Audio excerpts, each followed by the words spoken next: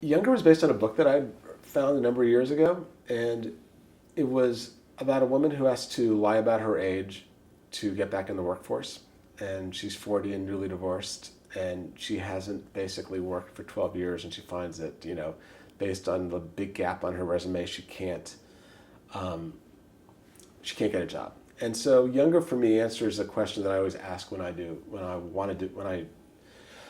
create a show or think about doing a TV series, which is, um, why does this show need to exist and what is it saying? And I felt that Younger was saying something that felt relevant and something that I'd seen a lot of my friends, especially female friends, deal with. They've taken time off to have kids, really smart, successful women, um, and and then they decide after 10 years, oh, they want to go back to work, and they find that like nobody wants them, and like at 40 years old, they're kind of put out to pasture. And so this is a character who decides she takes she goes to kind of outrageous lengths to not make that happen, and because she kind of has to find a job because she needs the money, and she ends up lying about her age on her resume, and she looks very young, and she gets a job as a 26. She gets a job as a 26-year-old assistant,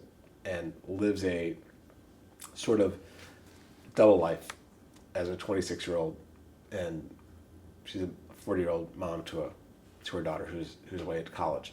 The other thing this show felt, so this is a book that I'd seen a number of years ago, but the timing felt right now because the show is also very much about the generation gap between people who are in their 40s and people who are in their 20s, and I felt like that gap had never felt as pronounced as it did right now with social media and just sort of the technological revolution. So the skills that somebody would have to,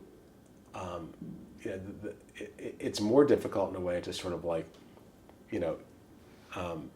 get back after more has changed in 10 years if you haven't sort of like been in the workplace. And the generation gap, to be able to explore that generation gap between the 20 somethings and the 40-year-olds, I thought was something that like would be really, really fun to do and would create a great sort of story engine. And so that's what I've been doing now. TV Land, I met with them. I met with Keith Cox, who sort of runs the network, and I hadn't brought it anywhere.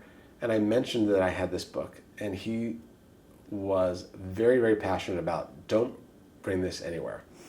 I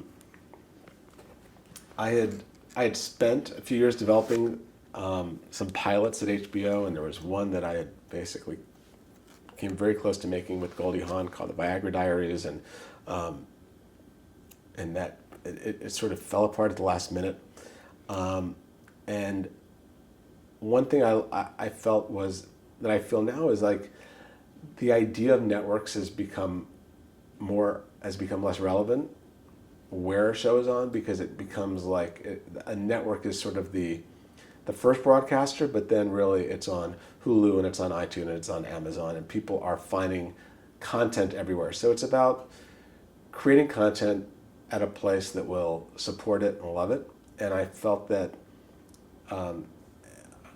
rightly so, the TV Land was going to really show Younger a lot of love, which they have, and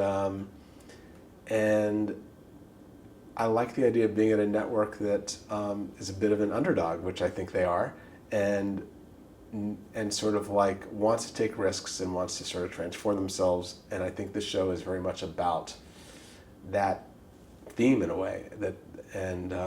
But beyond that, it's like about being at a place that you really feel like is going to support your show. And I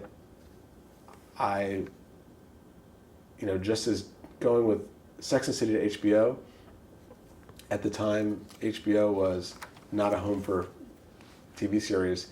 I think it's about the intent of the people that are running the network where you're producing your show for, which is, are they going to love it and support it? And so that was sort of what I was feeling from those guys, and they've been fantastic. So that's so we're sort of in the midst of filming our second season now.